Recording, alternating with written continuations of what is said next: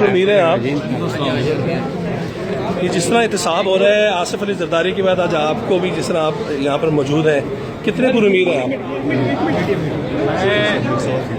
सिर्फ ये कहना चाहता हूँ, मैंने पाकिस्तानी कौम को भी मुखातिब करके कहा था कि खुदा के फजल करम से मैंने कोई करप्शन नहीं कही और मैंने नैब को, अल्लाह की ज़ात बड़ी है लेकिन मैं बड़ा गुनहगार हूँ, मैंने चैलेंज करके कहा था कि करप्शन का एक पाई सबूत ले आएँ, मैं सियासत छोड़ दूँगा। लेकिन आप ये देखें कि नैब चेयरमैन का इंटरव्यू, कल जरदारी साहब को जब अरेस्ट करते हैं तो इंफॉर्मेशन की जो एडवाइज़र हैं फिरदौस आशिक साहिबा, वो एक दिन पहले कहती हैं कि जरदारी साहब अरेस्ट हो जाएंगे।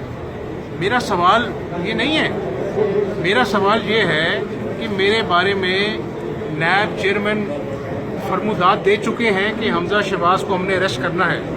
आज पाकिस्तानी कौम ये देखेगी कि नैब चेयरमैन की जो ख्वाहिश है, जो बदनीति पर मबनी है, उसकी तकमील होती है या इंसाफ की जीत होती है। और मेरे लिए ये जेलें नहीं हैं।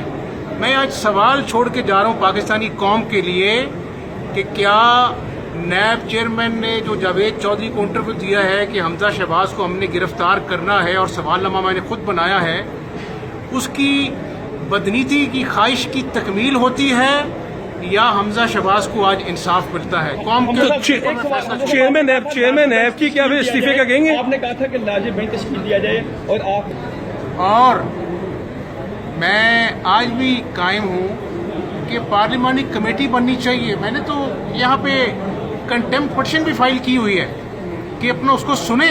मेरे पास कोर्ट ऑर्डर था, मेरे घर पे दहशत गर्दों की तरह धावा बोला गया 2 मरतबा और अपना जो है वो मुझे अपना जो है वो मेरे बारे में नैब चेयरमैन अपना बुग़्ज़ जो है वो आर्टिकल में देते हैं। और जब दामन साफ होता है तो अल्लाह ताला की ज़ात जो है ना वो इंसान को हिम्मत देती है। एक शेर मैं कौम की नज़र करना चाहता हूँ कि जिस धज से कोई मख्तल में गया वो शान सलामत रहती है, जिस धज से कोई मख्तल में गया वो शान सलामत रहती है। ये जान तो आनी जानी है, इस जान की कोई बात नहीं।